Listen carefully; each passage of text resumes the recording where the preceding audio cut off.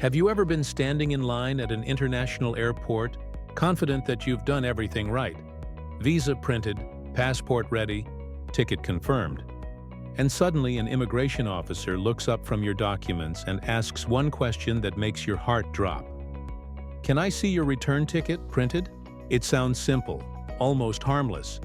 But what happens next can decide whether you step into another country or are sent back home on the very same plane you arrived in. This isn't some urban travel myth. It's one of those silent, hidden traps that travelers discover the hard way, usually when it's already too late. The reason you should always print your return ticket isn't about old-fashioned habits. It's about how airport systems, immigration databases, and airline policies are wired to treat you when technology fails, or when your phone dies at the worst possible time. Imagine this. You've just landed in a foreign country. After a long red-eye flight, eyes burning, your phone battery blinking red at 2%, and while scrolling through your email to show your e-ticket, the airport Wi-Fi keeps disconnecting. The officer waiting for proof of your departure date isn't interested in your digital excuses. They want something tangible, something they can stamp, photocopy, or verify. That's when the truth hits you. Your entire trip's approval depends on a piece of paper you thought you didn't need in 2025.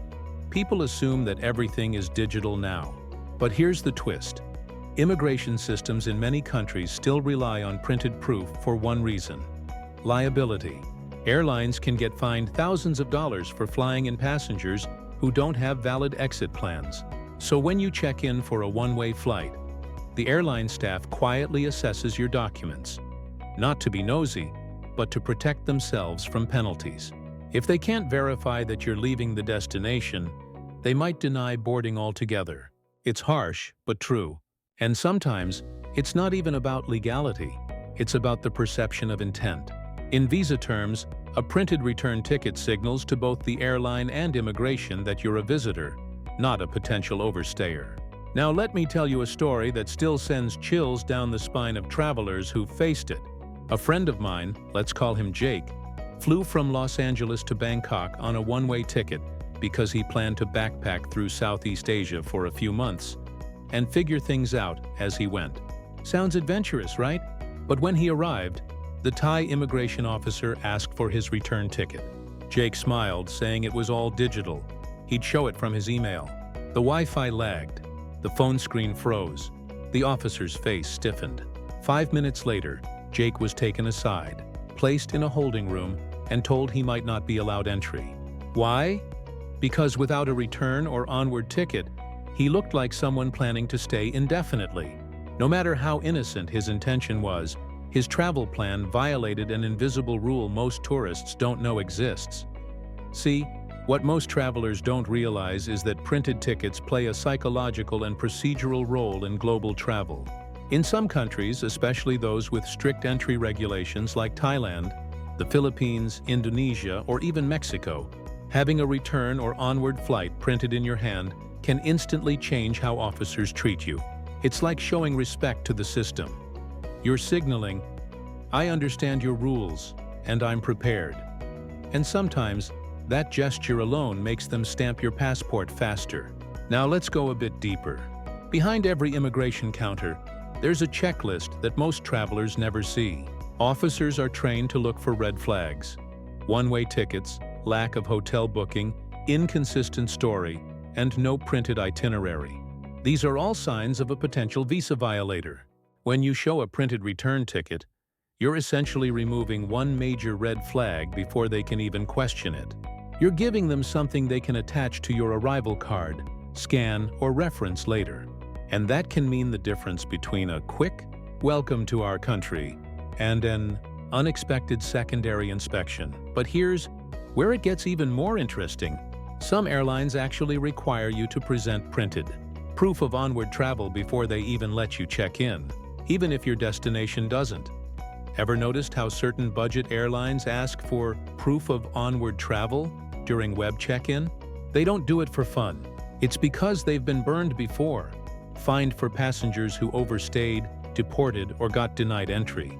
They know immigration doesn't mess around with incomplete paperwork, so they pass that responsibility to you.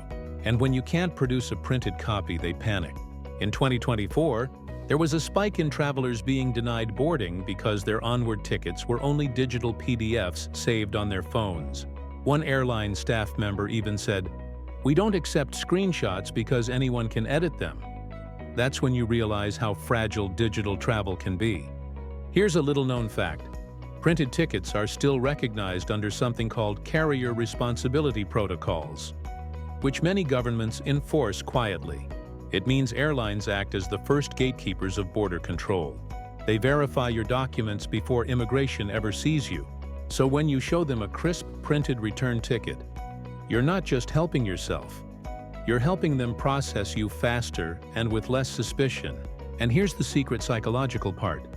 People trust paper. When an officer holds your printed ticket, it feels official. It feels permanent. It feels harder to fake. Even in an age of QR codes and apps, a physical ticket still carries weight. It's like shaking someone's hand instead of waving from across the room. It creates a sense of credibility that digital screens sometimes fail to deliver. Another layer to this story is cultural. In many Asian, Middle Eastern, and South American airports, officers are trained to rely more on physical verification than digital. Not because they don't understand technology, but because paper gives them proof they can record, store, and reference without depending on unstable internet systems. You might think showing an email or app should be enough, but when their systems are slow or down, paper becomes gold. I've seen travelers breeze through immigration simply because they had printed itineraries, while others were held up for 20 minutes refreshing their inbox. That moment of delay can change everything, especially if you're arriving during rush hours, when officers are processing hundreds of passengers an hour and have no time for tech issues. They're not trying to be difficult.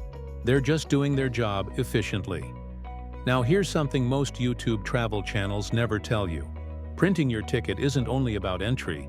It can also save you when exiting a country. Some nations like the Philippines or Indonesia require proof of onward travel before you can leave their airports, even on departure.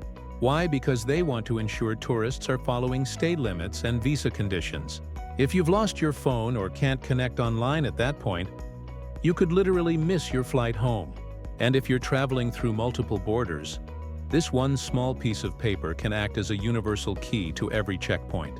It's your silent witness, proving your journey's intention. Think of it as your travel insurance against bureaucracy.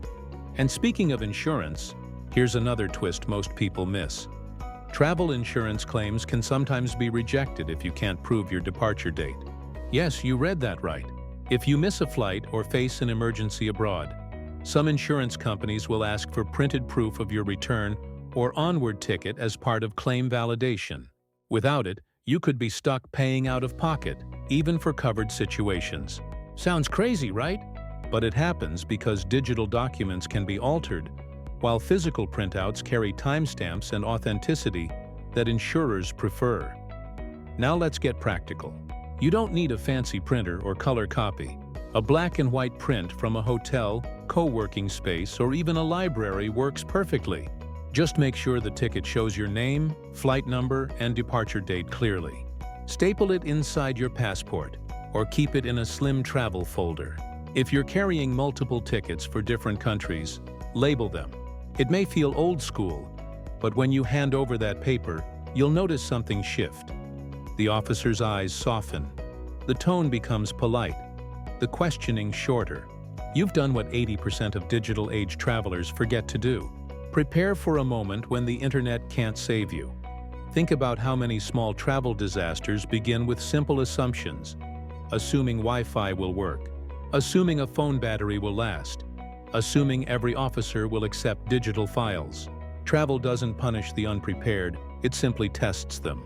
The world is still in transition between digital and traditional systems, and travelers are the ones who suffer in that gray area. That's why the smartest travelers still carry printed copies, not just of tickets, but also of hotel reservations, visa letters, and insurance. It's not paranoia, it's strategy. Because when you're standing under harsh fluorescent lights in a foreign airport, facing an officer whose decision can change your next 24 hours, You don't want to rely on a dead phone or a missing email attachment. Let's be real. Printing your return ticket costs less than a cup of coffee, but it can save you from missing a flight, losing a visa, or spending a night in immigration holding. And yes, these things happen far more than people admit online. Immigration stories rarely go viral because travelers are too embarrassed to share them. But if you spend enough time in global travel forums or expat groups, you'll find countless threads from people saying, "I wish I had printed my ticket." You don't want to be one of those stories. You want to be the person who walks straight through, calm, confident, and prepared.